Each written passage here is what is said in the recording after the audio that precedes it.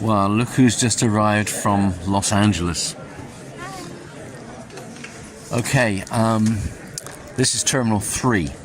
So this video hopefully will assist some of you that come into Heathrow Terminal 3 and are using public transport to get yourself onwards and you're not sure about any of that.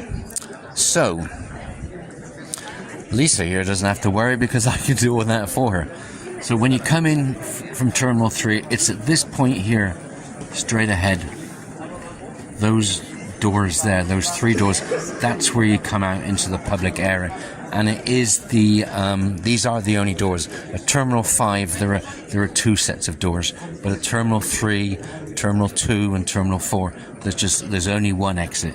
And this is it at Terminal 3. And once you get here, as you can see on your left-hand side, there's a M&S, Marks and Spencer.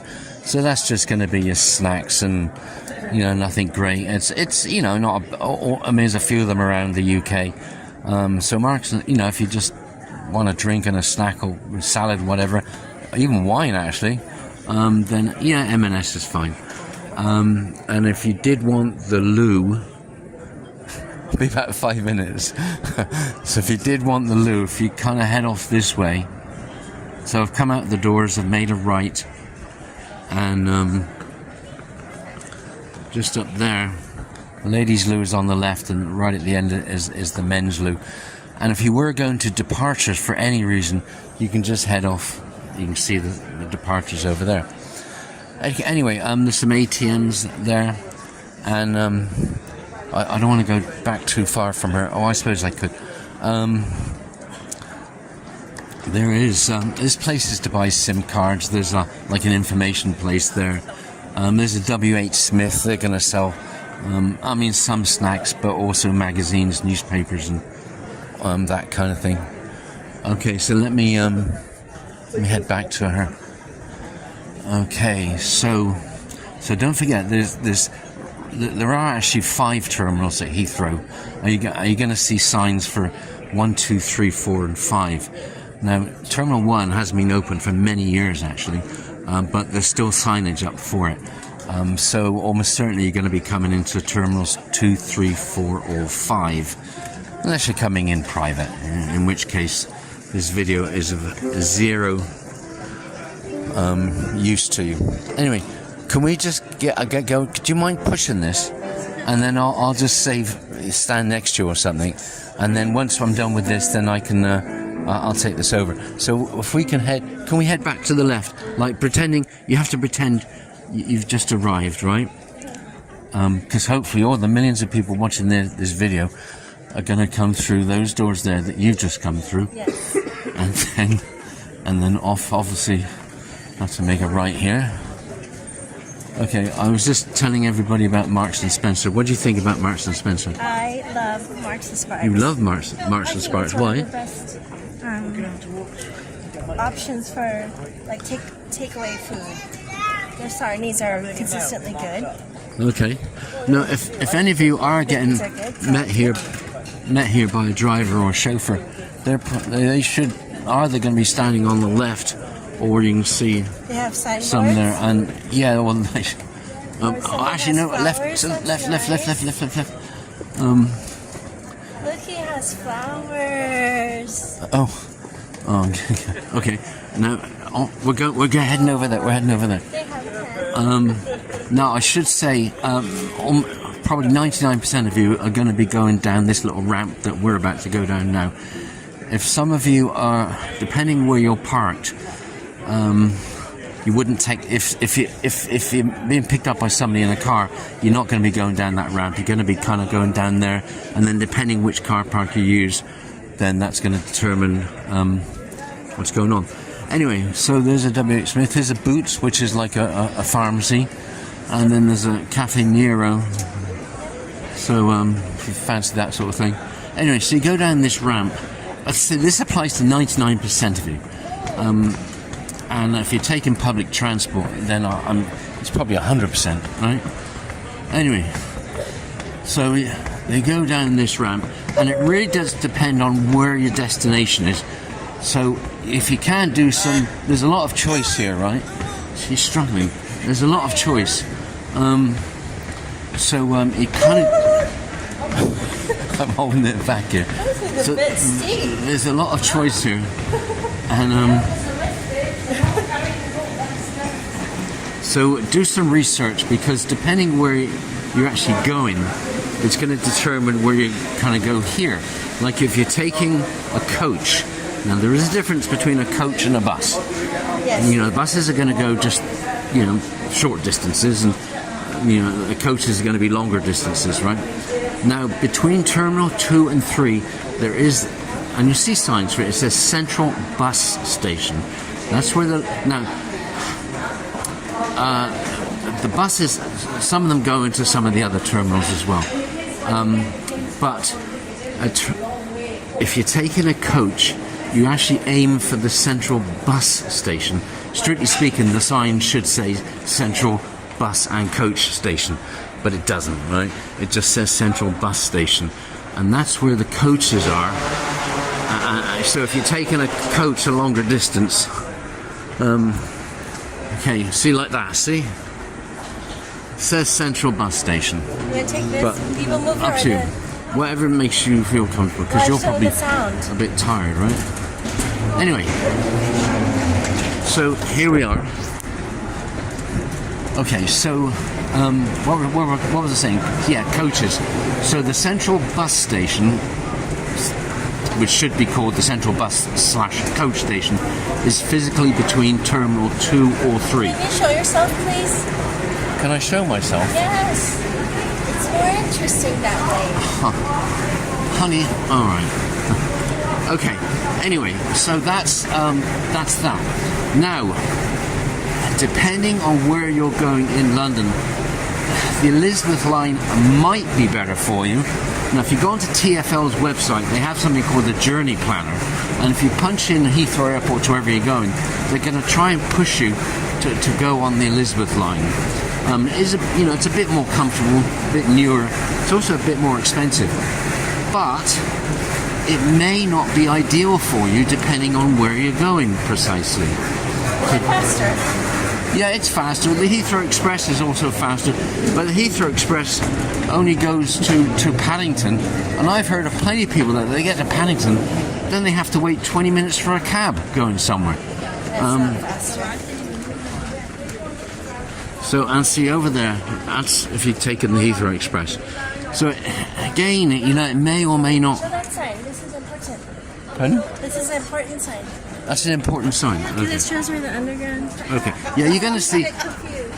I mean, there's a lot of signage around. So to be honest, as long as you read the signs, underground, okay, also known as the tube. Some people might call it metro.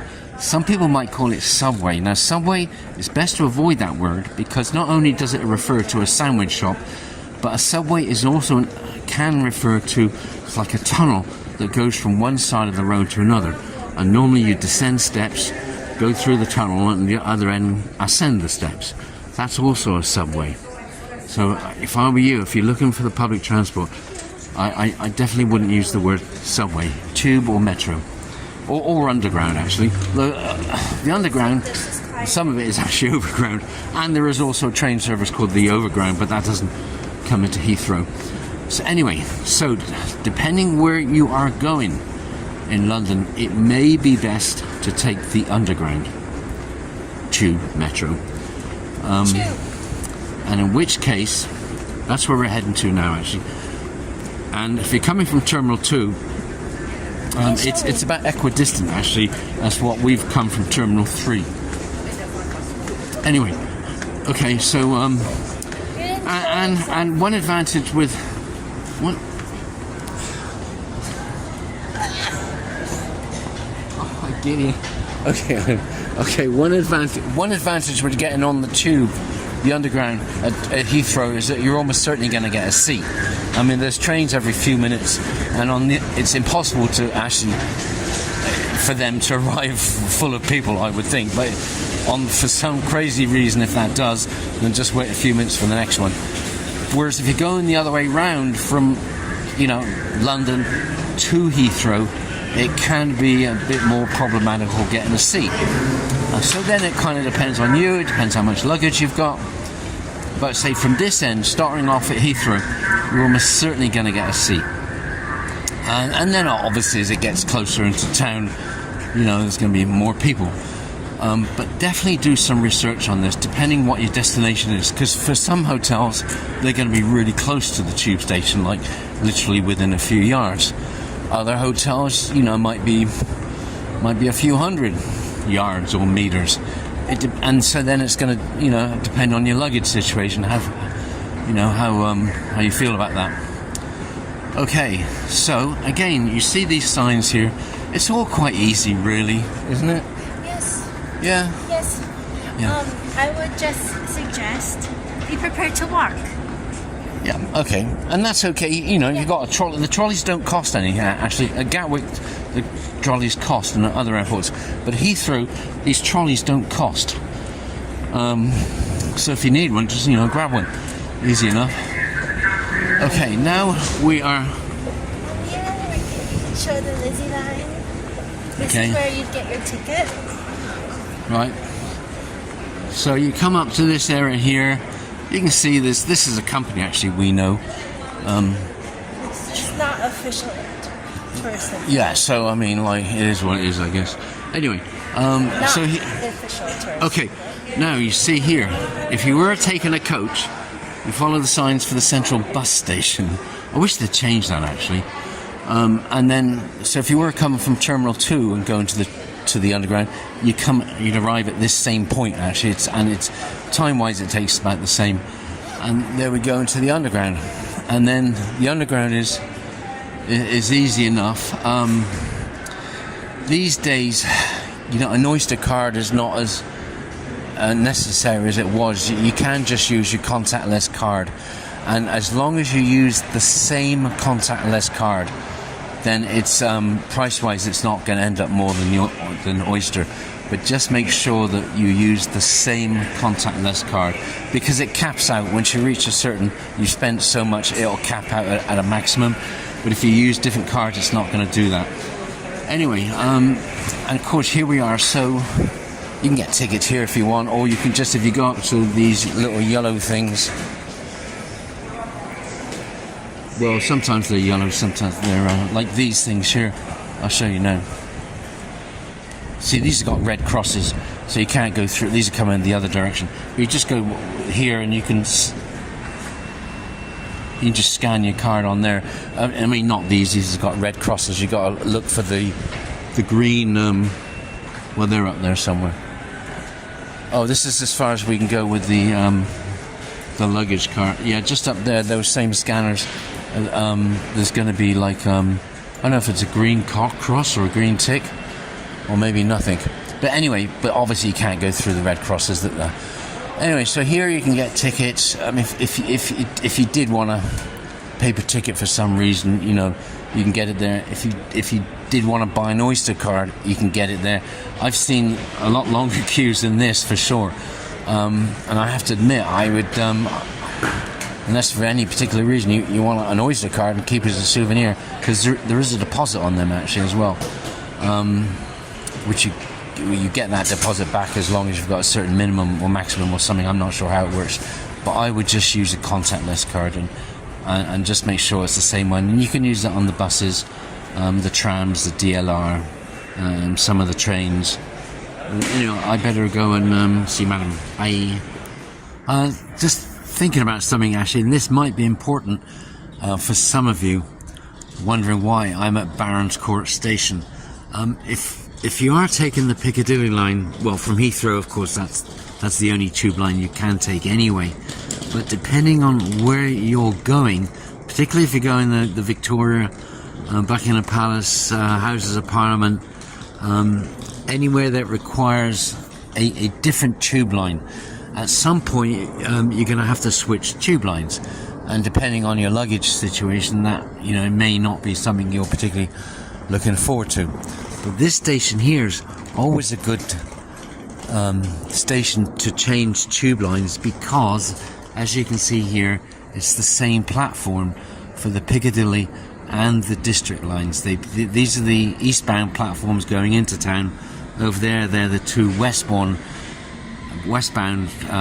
platforms going out of town. Like that tube train just coming in now is a district line, and this tube coming in now, that's a Piccadilly line going to Heathrow. So Barons Court is a good station to switch tube lines. No lifts, no escalators, nothing like that. Same platform, so if you've got luggage, this is really good actually. You can also do it at Hammersmith as well. It's a little busier, but it's still the same platform, so maybe not such a big deal. You can also do it at Acton Town.